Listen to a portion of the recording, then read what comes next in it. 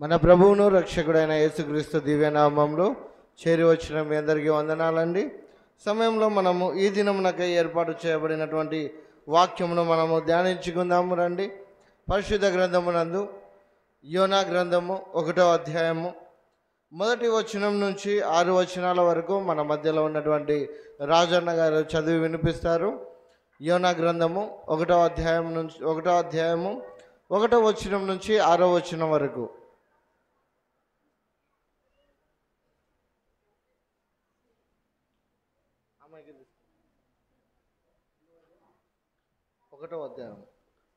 యోనా గ్రంథం page number 762.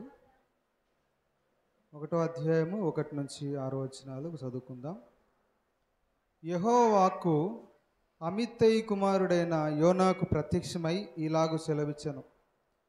నీనెవే పట్టణస్థుల దోషము నా దృష్టికి ఘోరమాయను కనుక నీవు లేచి నీనెవే మహాపట్టణమునకు పోయి దానికి దుర్గతి కలుగునని ప్రకటింపము. అయితే యెహోవా సన్నిధిలో నుండి తార్షీసు పట్టణమునకు పారిపోవాలని యోనా యొప్పేకు పోయి తర్షీషునకు పోవు ఒక ఓడను చూచి ప్రయాణమునకు కేవు ఇచ్చి యెహోవా సన్నిధిలో నిలువక ఓడవారితో కూడి తర్షీషునకు పోవుటకు ఓడ ఎక్కెను. అయితే యెహోవా సముద్రం మీద పెద్ద గాలి పుట్టింపగా సముద్రమందు గొప్ప తుఫాను రేగి ఓడ బద్దలైపోవు గతికి వచ్చెను. కాబట్టి నావికులు భయపడి ప్రతి వాడును తన దేవతను ప్రార్థించి ఓడ చులకన చేయుటకై అందులోని సరుకులను సముద్రంలో పారవేసిరి. అప్పటికి యోనా ఓడ దిగువ భాగమునకు పోయి పండుకొని గాఢ నిద్రపోయి ఉండెను. అప్పుడు ఓడ నాయకుడు అతని యొద్దకు వచ్చి, పోయి నిద్రపోతా నీకేమి వచ్చినది?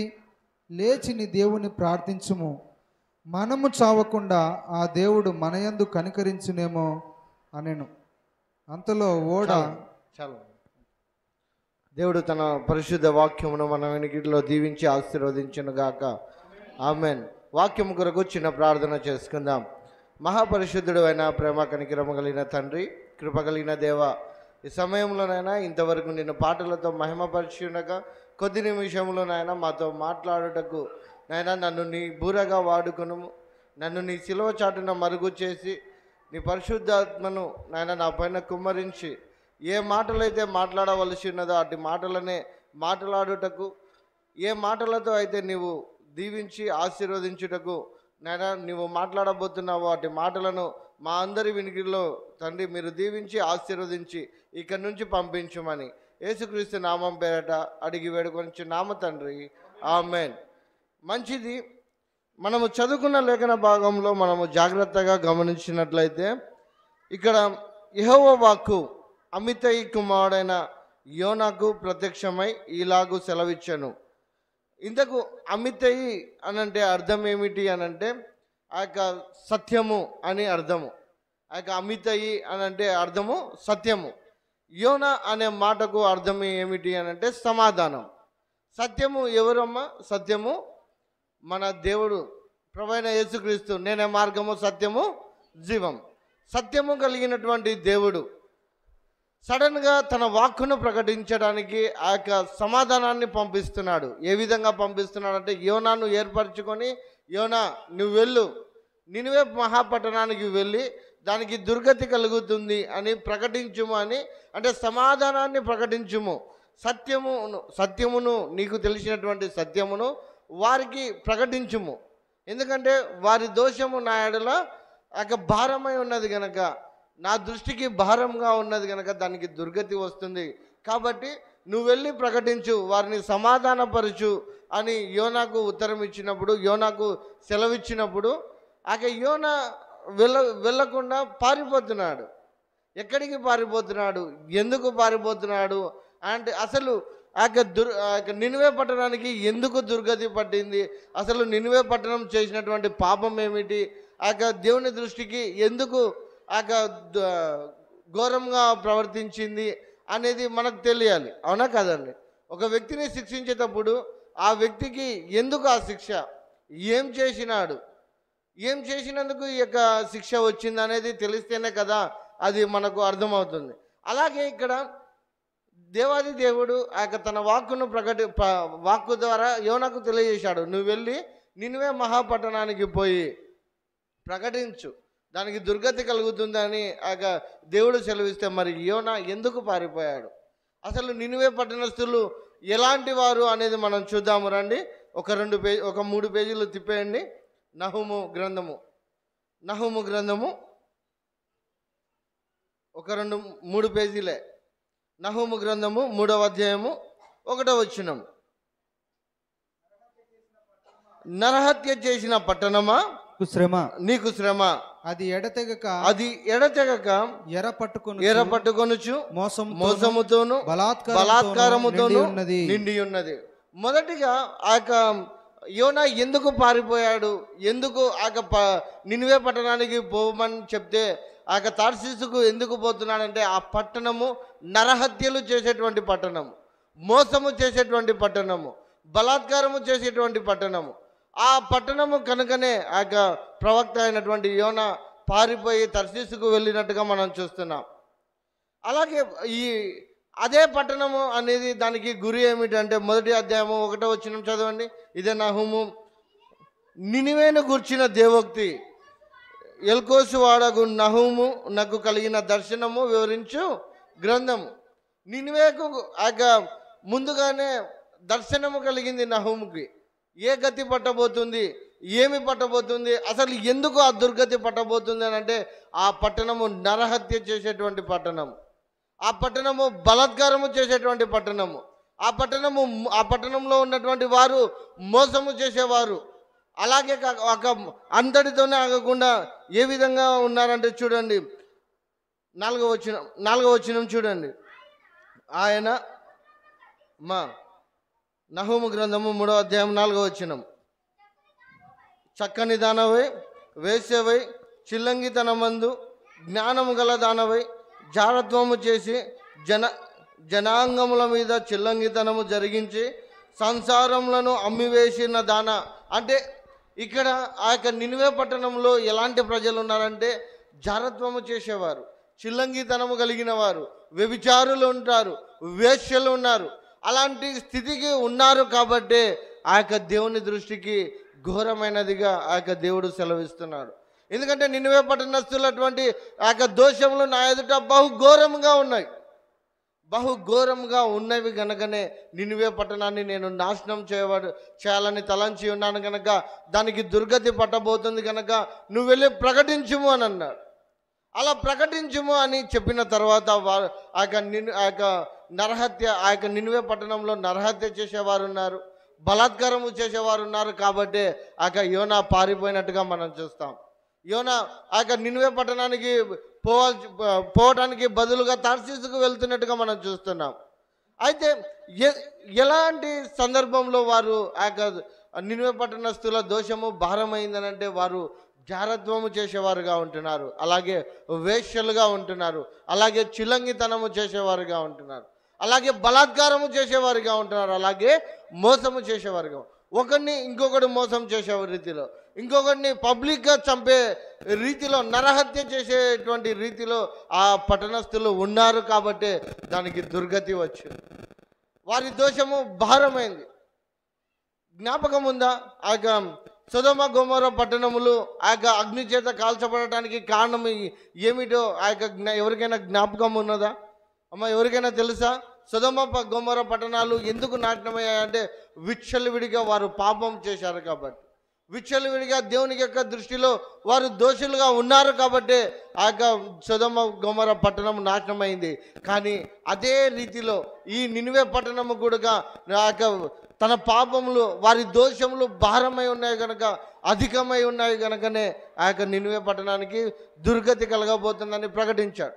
ఎందుకు ప్రకటించాడు? అసలు ఆనాడు ఆ యొక్క సొదొమ గొమొర్రా పట్టణానికి తన వాక్కును పంపలేదు, కానీ నినివే పట్టణానికి ఎందుకు ఆ యొక్క తన వాక్కును పంపి ప్రకటించాడు అని అంటే కనీసం మారు మనసు పొందుకుంటారేమో, ఆ వాక్యాన్ని విని, ఆ ప్రకటనను విని, ఆ సువార్తను విని కనీసం నా వైపు తిరుగుతారేమో, ఒకవేళ తిరిగితే నేను క్షమించగలడానికి అవకాశం ఉంటుందేమో అని వారికి అవకాశం ఇచ్చాడు. ప్రతి మనిషి చూడండి అమ్మ, ముందుకు జరగండి కొంచెం. జ్ఞాపకం చేసుకునండి అమ్మా, శ్రద్ధగా వాక్యం వినాలి అమ్మా. ముందుకు జరగండి అమ్మా, మీరు ఇంకా ముందుకు జరగండి, జరగండి అక్క, ఇంకా ముందుకు జరగండి, ఫ్రీ కూర్చోండి. చూడండి, పాపము చేసిన ప్రతి ఒక్కరిని దేవుడు శిక్షించడానికి ఇష్టపడాడు. మొదటి పాయింట్, పాపము చేసినటువంటి ఏ వ్యక్తిని అయినా సరే సరిచేయాలనే దేవుడు చూస్తాడు, కానీ ఆ పాపము చేసిన వెంటనే వారిని నశింపచేయాలని, వారిని శిక్షించాలని దేవుడు ఎప్పుడూ అనుకోడు.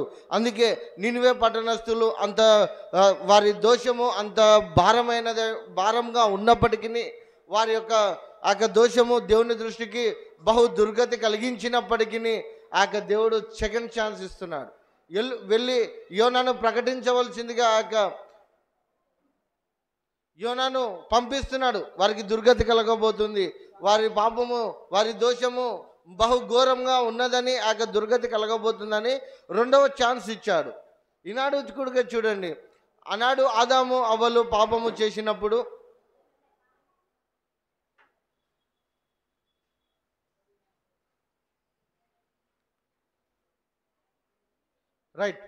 ఆనాడు ఆదాము అవ్వలు పాపము చేసినప్పుడు దేవుడు అడిగిన మాట ఏమిటి అని అంటే, నేను తినవద్దని చెప్పిన పండును నువ్వు తిన్నావా అని దేవుడు ఆదామును అడిగాడు. ఎందుకు అడిగాడంటే, తిన్నాడని తెలియదా? తెలుసు. ఒకవేళ ఒప్పుకుంటే కనికరిద్దామని, ఒప్పుకుంటే క్షమిద్దామని. అదే రీతిలో నినివే పట్టణం వారికి కూడా వారి యొక్క దోషములు దేవుని దృష్టిలో బహు భారంగా ఉన్నాయి కాబట్టి వారికి సెకండ్ ఛాన్స్ ఇస్తున్నాడు. ఈనాడు మనము కూడా అంతే. దేవుని దృష్టిలోకి ఒకవేళ మనము పాపులుగా ఉన్నామేమో, మన దోషములు దేవుని దృష్టికి భారంగా ఉన్నామేమో, మన దోషములు మన పాపములు దేవుని దృష్టికి బహు ఘోరంగా ఉన్నామేమో, ఒకసారి మనల్ని మనం పరిశీలించుకుందాం. ఎందుకంటే దేవుడు తన వాక్కు ద్వారా మనకు సెకండ్ ఛాన్స్ ఇస్తున్నాడు. అన్నాడు నినివే పట్టణస్థులకు కూడా సెకండ్ ఛాన్స్ ఇచ్చినప్పుడు వారు దేవుని యందు భయభక్తులు కలిగి ఉన్నారండి. వారు దేవుని యందు విశ్వాసం ఉంచారు. ఏ విధంగా విశ్వాసం ఉంచారో చూడండి. యోనా గ్రంథము 3వ అధ్యాయము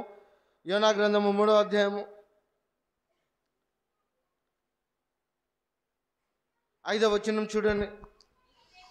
నినివే పట్టణం వారు దేవుని యందు విశ్వాసం ఉంచి ఉపవాస దినము చాటించి గనులేమి అల్పులేమి అందరూ గొనపట్ట కట్టుకొనిరి. ఇక్కడ చూడండి, నినివే పట్టణస్థులకు ఎప్పుడైతే ఆ వార్త వెళ్ళిందో, నినివే పట్టణస్థులకు యోనా వెళ్ళి ఆ ప్రకటన చేశారో, ఇంకా మరొక 40 దినాల్లో నినివే మహాపట్టణం నాశనం అయిపోతుంది కాబట్టి మీరు మారు మనసు పొందండి అని ఎప్పుడైతే యోనా ప్రకటించాడో, అలా ప్రకటించినప్పుడు అక్కడ జరిగిన సంభవాలు చూడండి.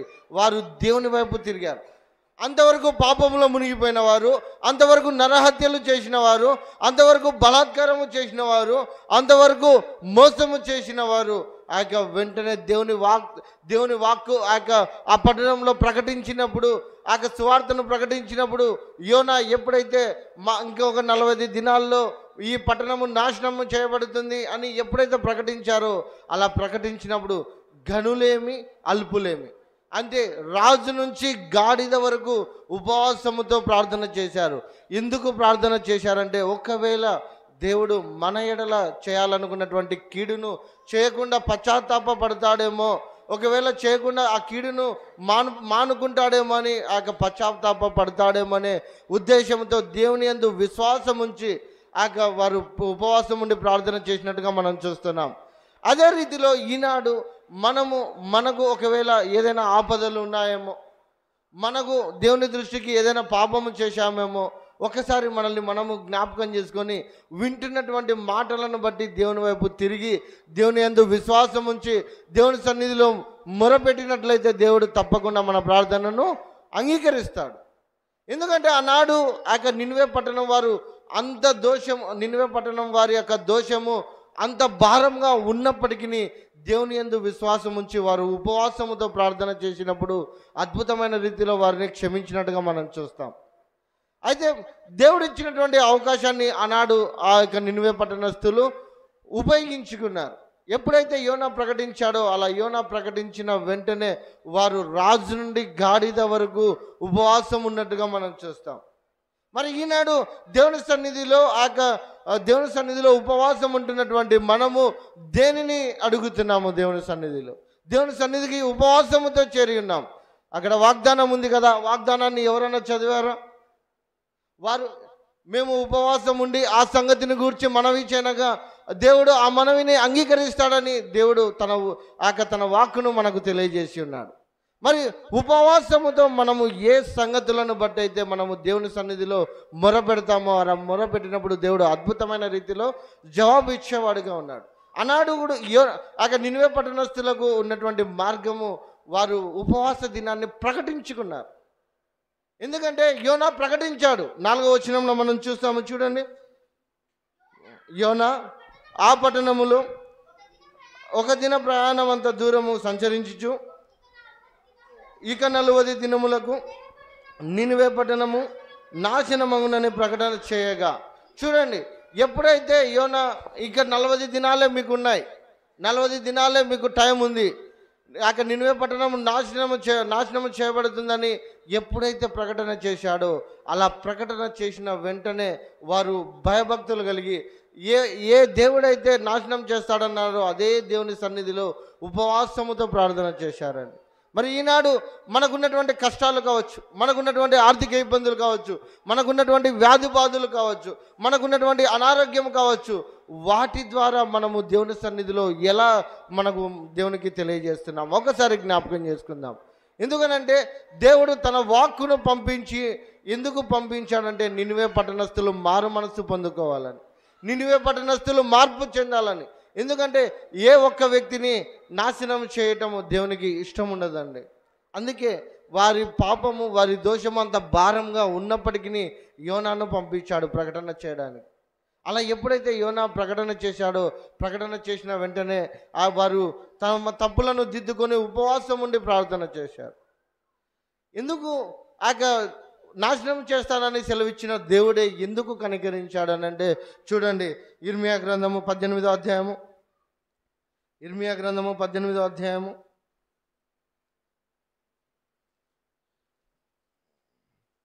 7-8 వచనాలు చూడండి.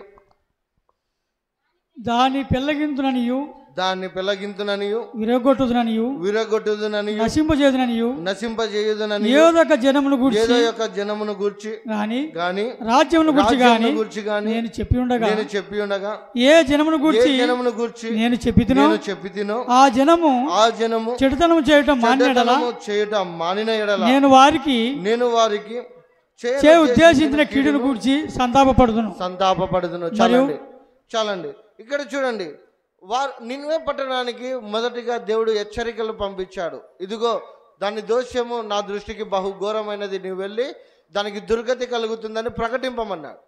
అలా ఎప్పుడైతే యోనా వెళ్ళి ప్రకటించాడో, అలా ప్రకటించినప్పుడు దేవుడు ఏ కీడైతే చేయాలని తలంచి ఉన్నాడో ఆ కీడును చేయకుండా మానుకున్నాడు. ఎందుకు మానుకున్నాడు అని అంటే, దేవుడు ఏమంటే వారి చెడుతనమును మానుకొని ఒకవేళ తిరుగుతారేమో.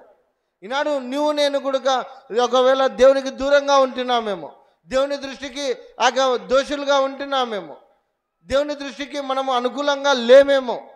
అలాంటి స్థితిలో ఉన్నట్లయితే దేవుడు నిన్ను హెచ్చరిస్తున్నాడు, నీ చెడుతనమును మానుకొని దేవుని వైపు ఎప్పుడైతే తిరుగుతావో అప్పుడు దేవుడు నీకు ఏ కీడైతే చేయాలని తలంచి ఉన్నాడో ఆ కీడును చేయకుండా సంతాపపడతాడు, మానుకుంటాడు.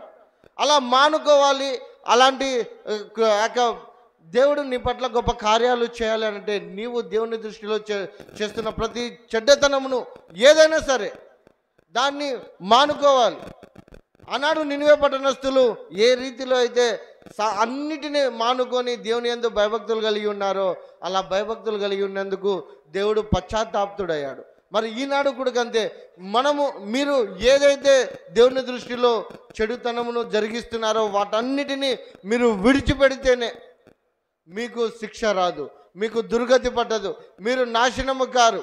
అందుకన్నాడు, ఏ జనమును గూర్చి అయితే నేను చెప్పి ఉన్నానో ఆ జనమును ఒకవేళ వారి చెడ్డతనమును మానుకొని దేవుని వైపు నా వైపు తిరుగుతారో అలా తిరిగినప్పుడు వారికి ఏ కీడైతే చేస్తానని నేను చెప్పానో ఆ కీడు చేయకుండా మానుకుంటాడు. ఎందుకు దేవుడు మనకు రెండవ అవకాశం ఇస్తాడంటే మనము నాశనము కాకూడదని, మనము నిత్యమైనటువంటి నరకంలో గుండా వెళ్ళకూడదనే దేవుడు మనకు మరొక అవకాశం ఇస్తాడు. మరి ఆనాడు నినివే పట్టణస్థులు అవకాశం ఇచ్చినప్పుడు వారు వినియోగించుకున్నారు. మరి ఈనాడు అదే దేవుడు నీకు అవకాశం ఇస్తున్నాడు. మరి నీవే విధంగా వినియోగించుకుంటున్నావు? నీవే విధంగా దేవుని సన్నిధిలో ఒక ఏదైనా సరే దేవునికి దృష్టికి ఏదైనా నీకు అననుకూలంగా ఉన్నది ఏదైనా ఎలా విడిచిపెడుతున్నావు ఒకసారి జ్ఞాపకం చేసుకుందాం. రెండవదిగా మనం చూసినట్లయితే చూడండి, యెహెజ్కేలు గ్రంథము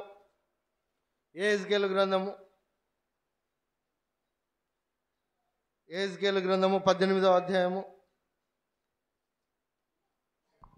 పేజ్ నెంబర్ 700. యెహెజ్కేలు గ్రంథము 18వ అధ్యాయం 21వ వచనం చూడండి. అయితే దుష్టుడు తాను చేసిన పాపములన్నిటిని విడిచి నా కట్టడలన్నిటిని అనుసరించి నీతిని అనుసరించి న్యాయం జరిగించిన ఎడల అతడు మరణము నొందడు. అవశ్యముగా అతడు బ్రతుకును. అతడు చేసిన అపరాధములలో ఒకటి జ్ఞాపకంలోనికి రాదు. నీతిని బట్టి అతడు బ్రతుకును.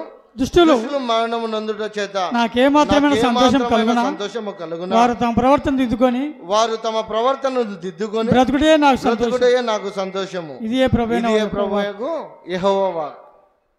దేవునికి ఏమి సంతోషం అంటే దుష్టుడు దుష్టత్వములో ఉండి మరణించడము సంతోషము కాదు. తన దుష్టత్వమును విడిచిపెట్టి దేవుని మార్గంలో అనుసరించుటయే దేవునికి సంతోషం.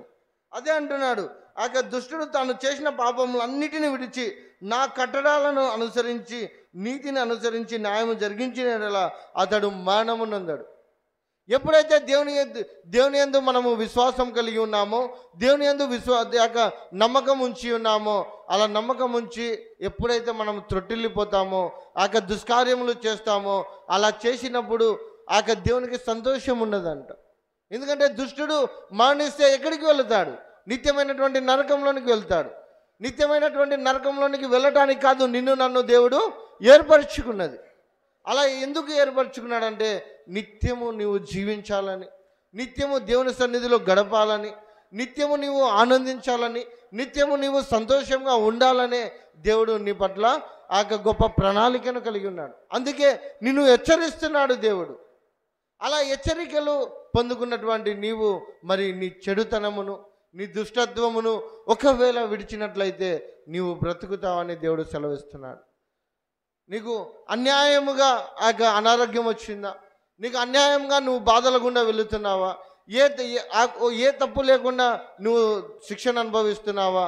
అలా అనుభవిస్తున్నట్లయితే దేవుడు నిన్ను పరీక్ష చేస్తున్నట్టుగా మనకు అర్థమవుతుంది. ఎందుకంటే నీతిమంతునికి అనేకమైన ఆపదలు కలిగినప్పటికీ దాని నుండి తప్పించేవాడు ఎవడు? దేవుడే. అయితే ఒకవేళ మనము దుష్టులుగా ఉన్నప్పుడు దేవుని యందు నీతిగా యథార్థంగా లేకపోతే మనకొచ్చే మరణము నిత్య నరకం. అటువంటి నిత్య నరకంలో నుండి తప్పించుకోవడానికే మనకు దేవుడు అవకాశాన్ని ఇస్తున్నాడు.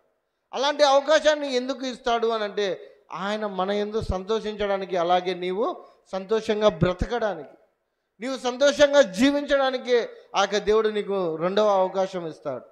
ఎప్పుడైతే నినివే ప్రజలు వారి యొక్క చెడుతనమును మానుకొని, వారి యొక్క దుష్టత్వమును మానుకొని దేవుని వైపు తిరిగాడో, అలా దేవుని వైపు తిరిగిన తర్వాత దేవుడు కరుణించినట్టుగా మనం చూస్తాం, దేవుడు కనికరించినట్టుగా మనం చూస్తాం. మూడవదిగా మనం చూసినట్లయితే చూడండి, ఇదే యెహెజ్కేలు గ్రంథము 33వ అధ్యాయము.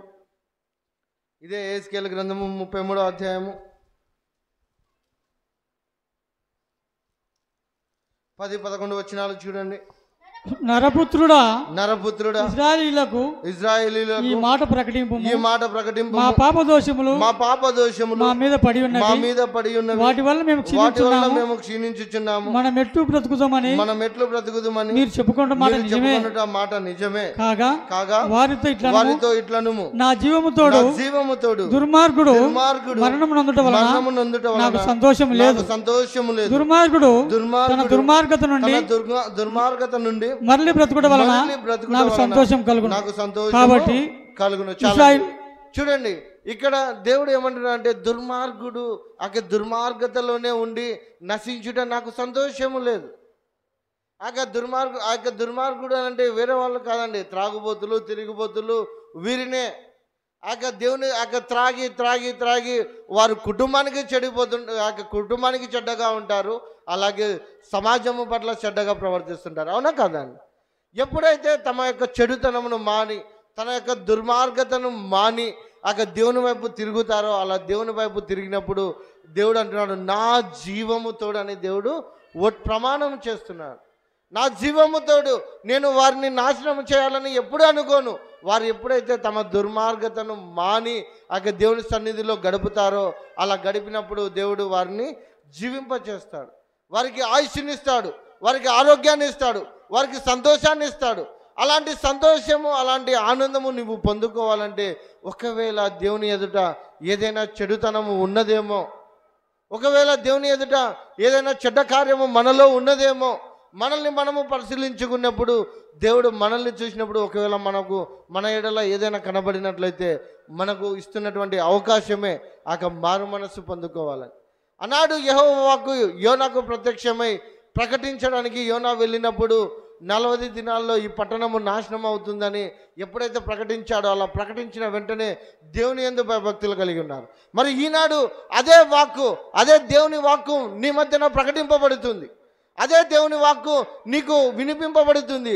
అలా వినిపింపబడినప్పుడు ఒకవేళ దేవుని దృష్టికి నీకును దేవునికి నీ మధ్య ఏవైనా చెడ్డ కార్యములు కావచ్చు, ఏదైనా దోషములు కావచ్చు, ఏవైనా పాపములు కావచ్చు, ఏవైనా అడ్డముగా ఉన్నవేమో ఒకసారి జ్ఞాపకం చేసుకోవాలి. చాలామంది అంటుంటారు కదా, దేవుడు నా ప్రార్థననే వినాడు, ఎందుకు నా ప్రార్థననే వినాడు, నేను ఎంత ప్రార్థన చేసినా నాకు జవాబు ఇయ్యడని చాలామంది అంటుంటారు. అవునా కదా?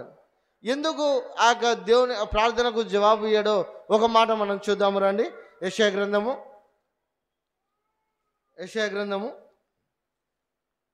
ఎందుకు ప్రార్థనకు జవాబు ఇయ్యడో ఒకసారి చూద్దాము.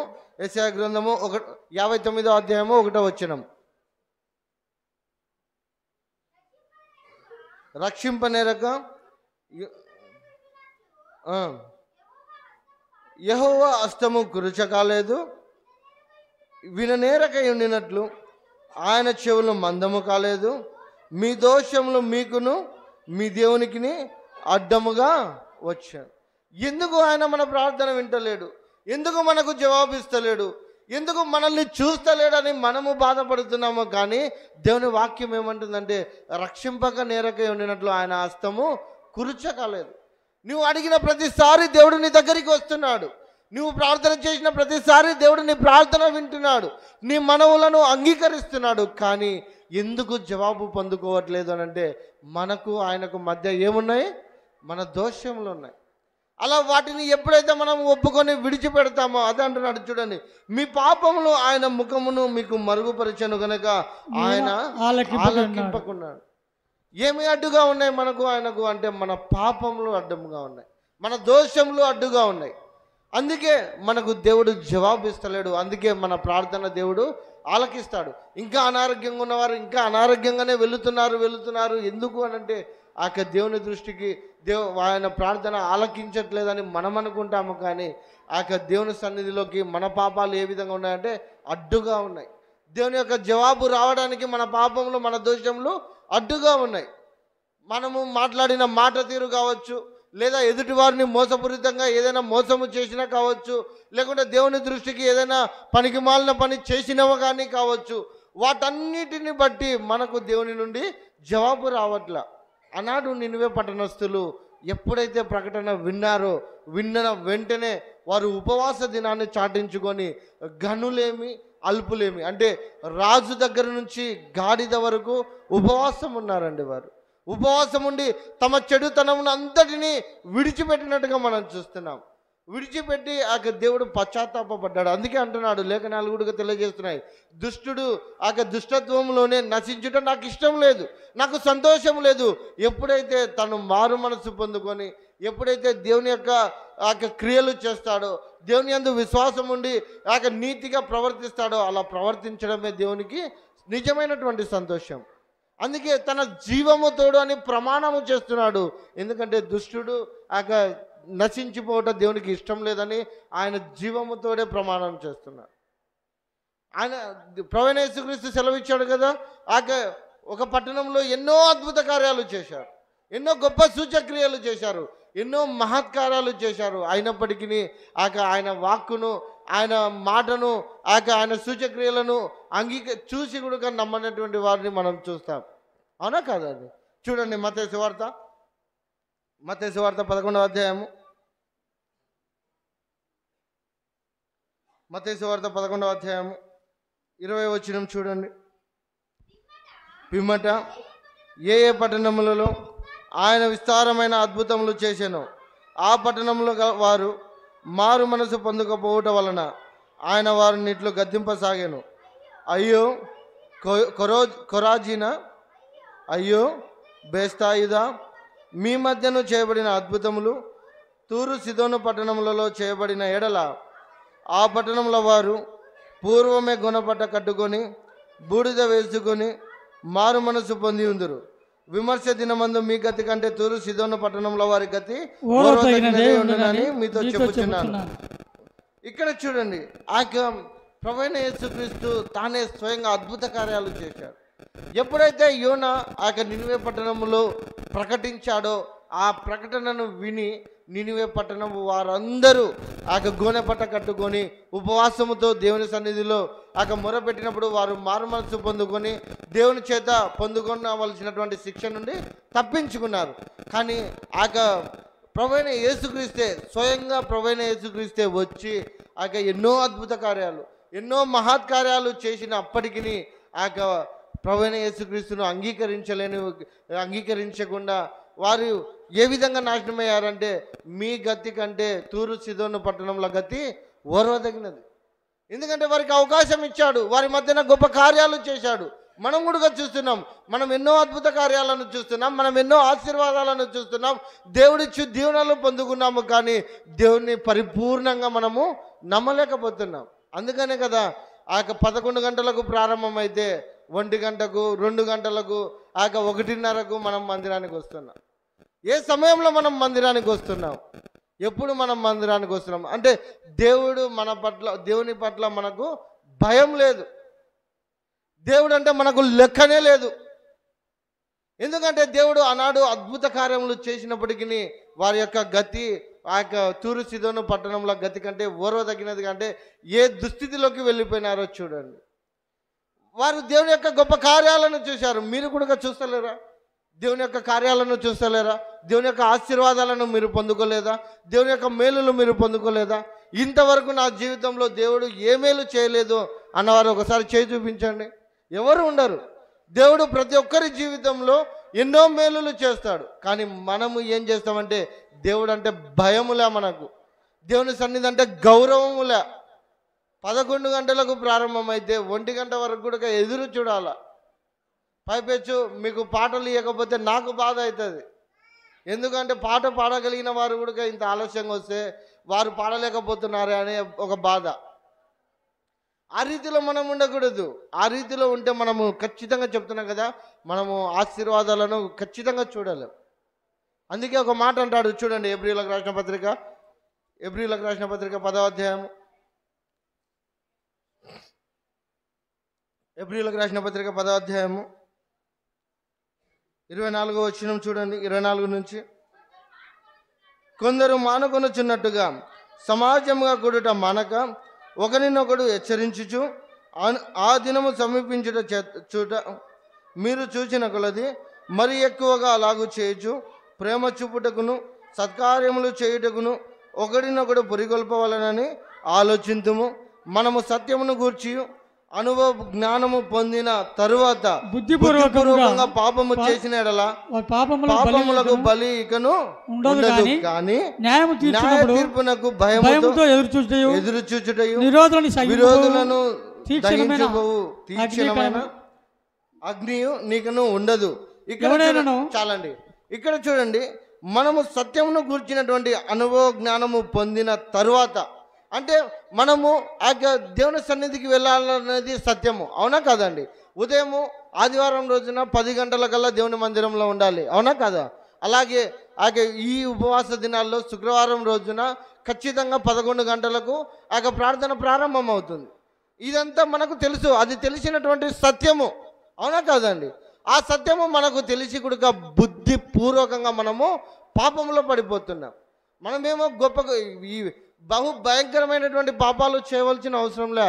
కేవలం దేవుని సన్నిధిని మరిచిపోయినా అది పాపము కిందనే లెక్క చేయబడుతుంది. మనం బుద్ధిపూర్వకంగానే మర్చిపోతుంటాం. ఎందుకంటే దేవుని సన్నిధికి రావాల్సినటువంటి ఆ సమయానికి రావాల్సినటువంటి మనము సమయానికి రాలేకపోతున్నాము కాబట్టి. అలా సమయానికి రాకపోతే ఎంత శిక్ష ఉంటుందో తెలుసా మీకు? చూడండి, కింది వచనాలు చూడండి.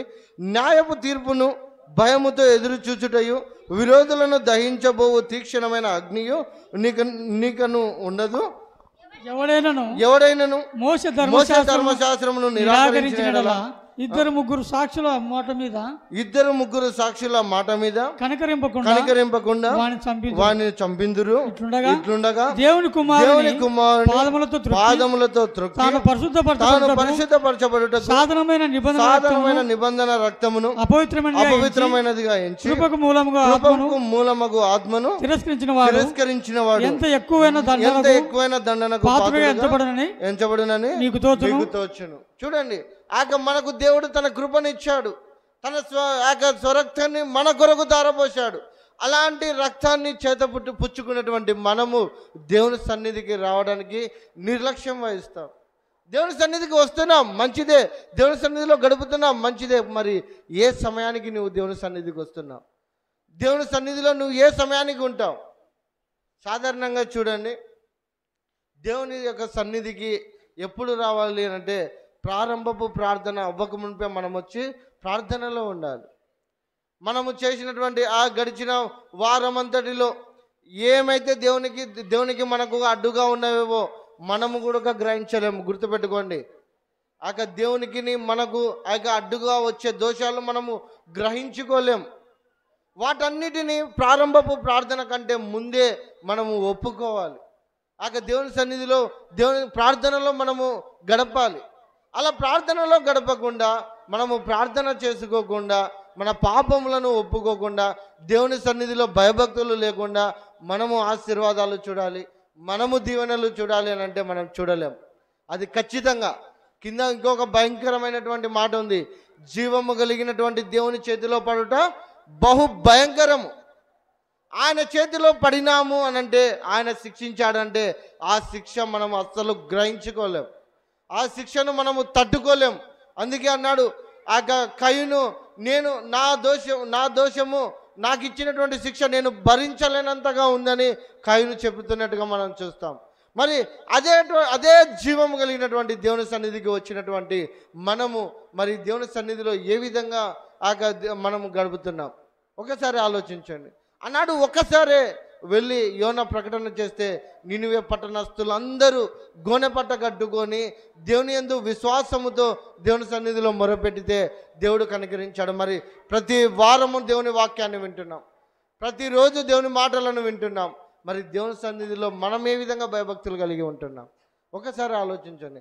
అన్నాడు మోషే ధర్మశాస్త్రము చొప్పున ఒకవేళ దేవుని దృష్టికి ఎవరైనా పాపము చేస్తే 1-2 సాక్షులతోని వారిని చంపించేవారు. ఆ స్థితి గుండా మనల్ని విడిపించి మనల్ని తన రక్తము ద్వారా మనల్ని విడిపించినటువంటి దేవుని సన్నిధికి మనం ఏ విధంగా వస్తున్నాం ఒకసారి జ్ఞాపకం చేసుకోండి. 11 గంటలకు మనము ఖచ్చితంగా దేవుని మందిరంలో ఉండాలి. పోయిన వారం చెప్పాను, మళ్ళీ ఈ వారం చెప్తున్నాను. పనికి వెళ్ళాలంటే ఏకున్నే లేచి వెళ్ళావు, మరి దేవుని సన్నిధికి రావాలంటే ఎందుకంత ఆలస్యం? ఎందుకంత ఆలస్యం అమ్మా? దేవుని వాక్యం ఏముంది? మనిషి జీవితం నీటి బుడగ లాంటిది, అవునా కాదండి? ఏ క్షణం నాది ఆవిరైపోతుందో మనకు తెలియదు. మరి తెలియనటువంటి మనము దేవుని సన్నిధిలో గడిపితేనే కదా మనకు నూతన ఆయుష్ను దేవుడు అనుగ్రహించేది, అంతేనా కాదా అండి? మరి దేవుని సన్నిధికి మనము రావడానికి ఎందుకు నిర్లక్ష్యం? అంటే దేవుడు అంటే భయము లేకనా? దేవుడు అంటే భక్తి లేకనా? ఊగా అందరూ వస్తున్నారు కాబట్టి నేను పోవాలి అనే రీతిలో మనం వస్తున్నామా? ఒకసారి జ్ఞాపకం చేసుకోండి. ఎన్నోసార్లు హెచ్చరించాను. ఎందుకంటే దేవుని వాక్కు ప్రకటించినప్పుడు నినివే పట్టణస్థులు ఎప్పుడైతే తమ తప్పును దిద్దుకొని దేవుని సన్నిధిలో ఉపవాసం ఉండి ప్రార్థన చేశారో, అలా ప్రార్థన చేసినప్పుడే దేవుడు పశ్చాత్తాపతుడయ్యాడు. అదే రీతిలో మీరు దేవుని సన్నిధికి దేవుని మందిరానికి సమయానుకూలంగా రాకపోయినా సరే దేవుని దృష్టిలో మీరు దోషము చేసిన వారుగానే ఉంటారు. సమయానుకూలంగా లేకపోయినా సరే దేవుని దృష్టిలో పాపము చేసిన వారుగానే ఉంటారు. అదే అంటున్నాడు చూడండి, కింద వచనం చదవండి, ఈ 30వ వచనం. పగ తీర్చుట నా పని, నేనే ప్రతిఫలం నిత్తుననియు మరియు ప్రభు తన ప్రజలకు తీర్పు తీర్చుననియు చెప్పిన వారిని ఎరుగుదుము కదా. చూడండి, జీవము కలిగినటువంటి దేవుని చేతిలో పడుట భయంకరం. ఆ భయంకరమైనటువంటి దినాల గుండా మనం వెళ్ళక మునిపే ఆనాడు యోనా నినివే పట్టణానికి ప్రకటించినప్పుడు నినివే పట్టణస్థులు మారిపోయారు. ఈనాడు మీ మధ్యన అదే దేవుని వాక్కు ప్రకటింపబడుతుంది. మీరు సమయానుకూలంగా రాకపోయినట్లయితే మీకు దుర్గతి పట్టబోతుంది. మీకు దేవుని యొక్క సన్నిధిలో మీరు భయభక్తులు కలిగి ఉండకపోతే దేవుని యొక్క మేలులు మీరు ఖచ్చితంగా చూడలేరు. అలాగే దేవుని యొక్క చేతిలో పడటము బహు భయంకరం. అటువంటి భయంకరమైనటువంటి దేవుని చేతిలో పడటం కంటే ఆయన మనకు కృపనిచ్చినప్పుడే, ఆయన మనల్ని కనికరించినప్పుడే, ఆయన మనల్ని కరుణా వాత్సల్యము చూపినప్పుడే మనము మారు మనసు పొందుకుంటే మనము దేవుని యొక్క రాజ్యంలో చేరుతాం. దేవుని యొక్క నిత్యమైన రాజ్యంలో మనం చేరుతాం. ఆనాడు నినివే పట్టణస్థులు అదే చేశారు. చూడండి, యోనా గ్రంథము 3వ అధ్యాయము, యోనా గ్రంథం 3వ అధ్యాయము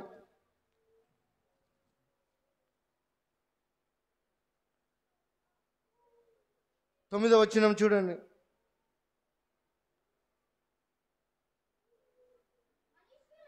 మనుషులందరూ తమ దుర్మార్గములను విడిచి తాము చేయు బలాత్కారమును మానివేయవలను. మనుషులేమి పశువులేమి సమస్తమును గుణపట కట్టుకొనవలను. జనులు మనపూర్వకంగా దేవుని వేడుకొనవలెను అని దూతలు నినివే పట్టణంలో చాటించి ప్రకటన చేసిరి. ఈ నినివే వారు తమ చెడు నడతలను మానుకొనగా వారు చేయుచున్న క్రియలను దేవుడు చూచి పశ్చాత్తాప్తుడై వారికి చేయుదునని తాను మాట ఇచ్చిన కీడు చేయక మానెను. దేవుడు నీ జీవితంలో ఏ కార్యాలనైతే చేయకుండా ఆపి ఉన్నాడో, దేవుడు నీ జీవితంలో ఏ ఆశీర్వాదాలను ఇంకా బ్యాలెన్స్ ఉంచాడో, దేవుడు నీ జీవితంలో ఇంకా ఆ అనారోగ్యాన్ని అనుమతిస్తున్నాడు, లేకుంటే ఆ సమస్యను అనుమతించాడు, లేకుంటే ఆ బాధలను అనుమతించాడు, వాటన్నిటి నుంచి మీరు విడుదల పొందుకోవాలంటే మీరేం చేయాలంటే మారు మనసు పొందుకోవాలి. ఆనాడు నినివే పట్టణస్థులు అందరూ తాము చేసిన చెడ్డ కార్యాలను, తాము చేసినటువంటి దుష్కార్యాలను, తాము చేసినటువంటి మోసపూరితమైనటువంటి ప్రతి మోసమును నినివే పట్టణస్థులు ఎప్పుడైతే విడిచిపెట్టారో అలా విడిచిపెట్టినప్పుడే దేవుడు తాను చేయనుద్దేశించినటువంటి కీడు చేయకుండా మానాడు. అలాగే దేవుడి యొక్క దీవెనలు, దేవుని యొక్క ఆశీర్వాదాలు నీకు రావాలి, నువ్వు పొందుకోవాలి, దేవుడు నీ మొరను ఆలకించాలి అని అంటే నీకును దేవునికి మధ్యగా ఉన్న ప్రతి ఆటంకము, ప్రతి దోషము, ప్రతి పాపమును నువ్వు ఈ క్షణమే విడిచిపెట్టాలి. అలా ఎప్పుడైతే విడిచిపెడతావో అలా విడిచిపెట్టినప్పుడు దేవుడు నీ పట్ల అద్భుత కార్యములు చేయడానికి సిద్ధంగా ఉన్నాడు. నీ పట్ల బహు గొప్ప కార్యాలు చేయడానికి సిద్ధంగా ఉన్నాడు.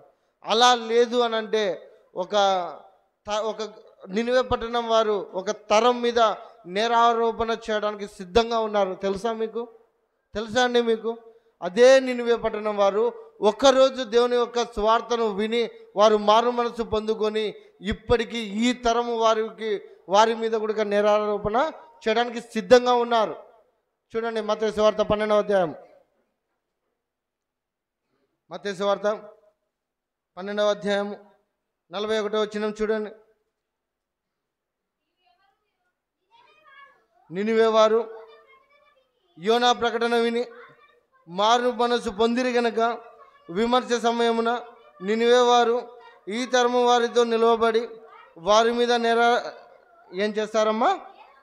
నేరస్థాపన చేస్తారు. ఎవరు? నినివే వారు. ఎవరి మీద? ఈ తరము వారి మీద. మనం ఎప్పుడైతే ధవల సింహాసనం ఎదుట తీర్పు కొరకు నిలబడతామో అలా నిలబడినప్పుడు నినివే వారు అని అంట మన మీద నేరారోపణ చేస్తారు.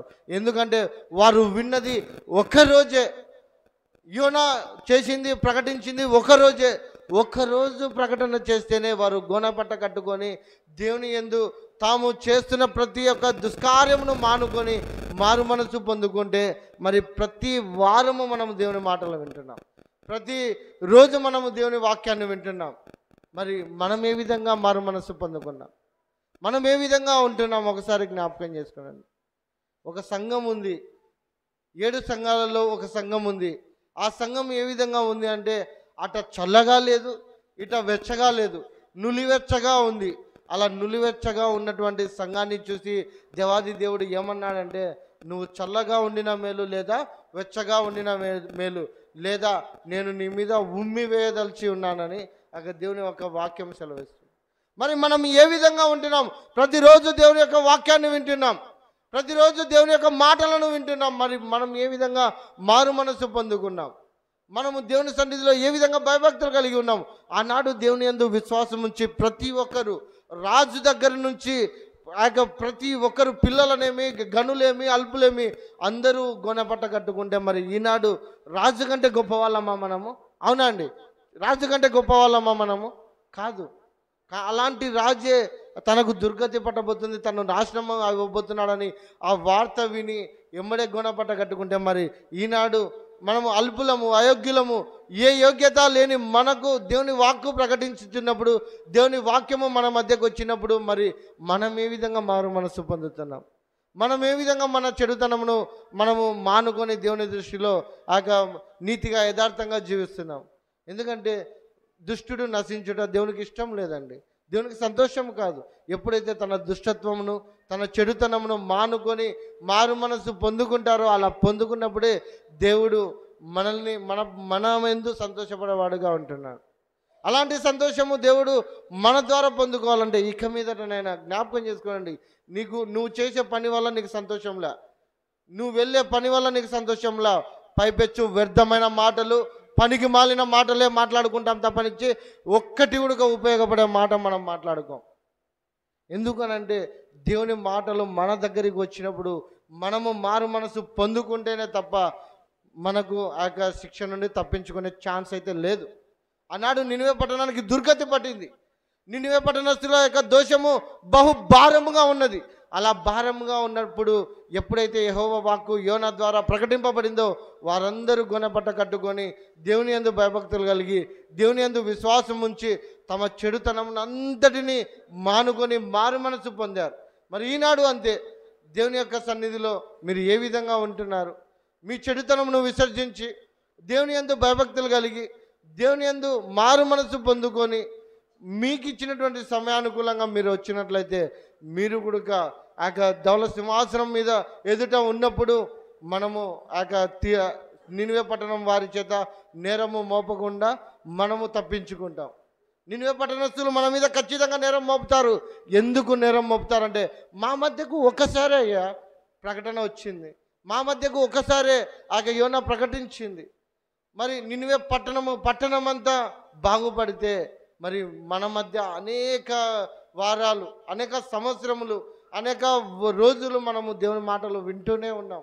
ఇంకా మనము మారు మనసు పొందకపోతే, ఇంకా మన చెడుతనమును మనం విసర్జించకపోతే, ఒకవేళ దేవుడు వస్తే మనము ఆ భయంకరమైనటువంటి నరకంలో కాలిపోవాల్సిందే, తప్పదు. ఇది ఖండితమైన మాట. ఆనాడు నినివే పట్టణం వారు మారు మనసు పొందుకున్నారు కాబట్టి ఇప్పటికీ వారి గురించి మనం మాట్లాడుకుంటున్నాం. మరి ఈనాడు నీ గురించి నువ్వు ఈ విధంగా మందిరానికి వస్తున్నావని, నువ్వు ఈ విధంగా పాటలు పాడుతున్నావని, నువ్వు ఈ విధంగా ప్రార్థన చేస్తున్నావని, నువ్వు ఈ విధంగా దేవుని యందు భయభక్తులు కలిగి దేవుని యందు నీతిగా ఉన్నావని నువ్వు ఎప్పుడైతే నిన్ను గూర్చి ఎదుటివారు చెప్పగలుగుతారో అప్పుడు నిజమైనటువంటి రక్షణ, మారు మనసు పొందుకున్నట్టుగా మనం చూస్తాం. చివరిగా ఒక మాట చెప్పి నేను ముగిస్తాను. రండి. మత్తయి సువార్త 23వ అధ్యాయము, మత్తయి సువార్త 23వ అధ్యాయము 37వ వచనం చూడండి. యెరూషలేమా యెరూషలేమా, ప్రవక్తలను చంపుచును, నీ యొద్దకు పంపబడిన వారిని రాళ్లతో కొట్టుచును ఉండుదానా, కోడి తన పిల్లలను రెక్కల క్రింద ఎలాగో చేర్చుకునేనో అలాగే నేనును నీ పిల్లలను ఎన్నో మార్లు చేర్చుకునే వాళ్ళని ఉంటిని కానీ మీరు వల్లకపోయిరి. చాలమ్మా. ఇక్కడ చూడండి, దేవుడు యెరూషలేము పట్టణాన్ని, యెరూషలేములో ఇజ్రాయెల్ ప్రజలను ఎంతగానో ఎన్నో మార్లు పిలుచుకున్నాడు. తన ప్రవక్తలను పంపించి బాగు చేయాలనుకున్నారు. కానీ అలా ప్రవక్తలను పంపించినప్పటికీ వారు వినల. సాక్షాత్తు ప్రభువైన యేసుక్రీస్తు దేవాది దేవుడే వారికి ప్రకటించినప్పటికీ వారు వినల. అలా వినకున్నప్పుడే మనకు ఉచితమైన రక్షణ, మనకు అవకాశం వచ్చింది. మనల్ని ప్రతిదినము మనము దేవుని మాటలను వింటూనే ఉన్నాం, ప్రతిదినము దేవుని యొక్క వాక్యాన్ని వింటూనే ఉన్నాం. మరి ఇక మీదటనైనా మారు మనసు పొందుకోకపోతే, మనము మార్పు లేని వారముగా ఉండకపోతే ఖచ్చితంగా మనకు దుర్గతి ఖచ్చితంగా పడుతుంది. అలాంటి దుర్గతి మనకు రాకూడదు అని అన్నా, అలాంటి నాశనము మనకు రాకూడదు అని అన్నా, ఈనాడు ఈ వాక్యాన్ని విన్న తర్వాతనైనా సరే, ఒకవేళ దేవునికి మనకును మధ్య ఏమైనా అడ్డుగా ఉన్నామేమో, మన పాపంలో అడ్డుగా ఉంటే మనం ఒప్పుకుందాము. అలా ఒప్పుకొని విడిచిపెట్టినట్లయితే నినివేని ఆశీర్వదించినటువంటి దేవుడు, నినివేని ఏ కీడైతే చేస్తానని చెప్పాడో ఆ కీడు చేయకుండా మానుకున్నటువంటి దేవుడు ఈనాడు సజీవంగా ఉన్నాడు గనక నీకును ఏ కీడు రాకుండా, నువ్వు నశించిపోకుండా దేవుడు నీకు ఏ కీడైతే చేయాలని ఉద్దేశించాడో ఆ కీడుని అంతటిని మానుకోవాలంటే మనము పశ్చాత్తాపడదాం. రండి అందరం మోకరిద్దాం. ప్రతి ఒక్కరు మోకరించండి. ఆనాడు నినివే పట్టణం వారు తమకు కీడు వస్తుందని, నాశనం వస్తుందని విని పశ్చాత్తాపడిన రీతిలో ఈనాడు వాక్యం విన్నటువంటి మనము ఒకవేళ దేవుని దృష్టికి ఏదైనా పాపము చేశామేమో వాటన్నిటినీ మనం ఒప్పుకుందాము. రండి ప్రతి ఒక్కరు మోకరించండి.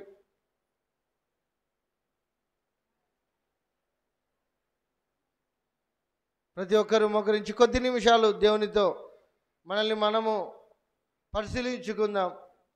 మన దోషములు ఏమైనా దేవునికి మనకును అడ్డుగా ఉన్నాయేమో వాటిని ఒప్పుకొని విడిచిపెడదాం. దేవుని వాక్యం ఉంది కదా, అతిక్రమంలో చేయవారు వర్ధిల్లరు, కానీ వాటిని ఒప్పుకొని విడిచిపెట్టు వారే కనికరింపబడతారు. అట్టి కనికరము చూపుటకు దేవుడు మన మధ్యలో సిద్ధంగా ఉన్నాడు గనక విన్నటువంటి మాటలను బట్టి మనము ఒప్పుకొని మన అతిక్రమములు అన్నిటినీ విడిచిపెడదాం.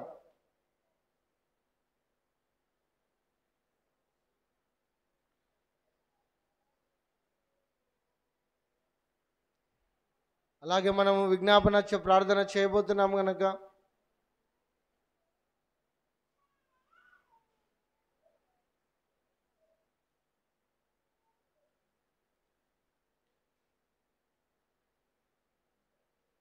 పరిశుద్ధుడు అయిన తండ్రి, కృప కలిగిన దేవ, ఇన్నటువంటి మాటలను బట్టి ఆనాడు తండ్రి నినివే పట్టణమునకు యోనా ఒక్కరోజు మాత్రమే ప్రకటించాడు. అలా ప్రకటించినప్పుడు నినివే పట్టణం అందరూ నాయన మారు మనసు పొందుకున్నారు. కానీ ఎన్నో మార్లు నాయన నీ మాటలు వింటున్నాము, కానీ ఎన్నో మార్లు నాయన నీ మాటలు విని నాయన మారు మనసు పొందుకోలేకపోయాము. దయతో మమ్మల్ని క్షమించండి తండ్రి. ఇక మీదట నాయన ఒకవేళ నీకును మాకును మధ్య ఏదైనా అడ్డుగా ఉన్న ప్రతి పాపమును నాయన మీరు క్షమించి, నాయన ఇదిగో మా దోషములను నాయన మీరు మన్నించి, మీరు ఏ ఆశీర్వాదాలనైతే ఏ దీవెనలనైతే మాకు ఇవ్వాలని ఆశ కలిగి ఉన్నారో అట్టి దీవెనలు మాకు దయచేయండి. అలాగే మా పట్ల మీరు ఏ కీడు చేయాలని తలంచి ఉన్నారో ఒకవేళ నాయన తండ్రి ఆ కీడును బట్టి నాయన మేము నాశనం అవ్వబోతున్నామేమో నాయన నీ మాటలు విని ఉండగా నాయన ఒకవేళ నీ దృష్టికి మేము చేసిన ప్రతి పాపమును క్షమించమను. అలాగే నాయన మా దోషములన్నిటిని క్షమించండి నాయన, మా దోషములను క్షమించి మా పాపములను క్షమించి మాకు మీరు చేయదలుచుకున్నటువంటి ప్రతి కీడును మానుకోనండి అయా. మా హృదయపూర్వకంగా నాయన నీ సన్నిధిలో అడుగుచుండగా అడిగిన ప్రతి ఒక్కరిని నాయన మీరు జ్ఞాపకం చేసుకోనండి. హృదయపూర్వకంగా అడిగి తమ దోషంలోనూ ఒప్పుకున్న ప్రతి ఒక్కరినైనా మీరు క్షమించి వారికి మారు మనసును అనుగ్రహించి ఇక మీదట నాయన నీ సన్నిధిలో భయభక్తులు కలిగి జీవించి నీ సన్నిధికి నాయన సమయానుకూలంగా వచ్చే కృపను అట్టి ధన్యతను మాకందరికీ అనుగ్రహించమని యేసుక్రీస్తు అతి పరిశుద్ధ నామం పేరట అడిగి వేడుకొనిచున్నాము తండ్రి. ఆమెన్.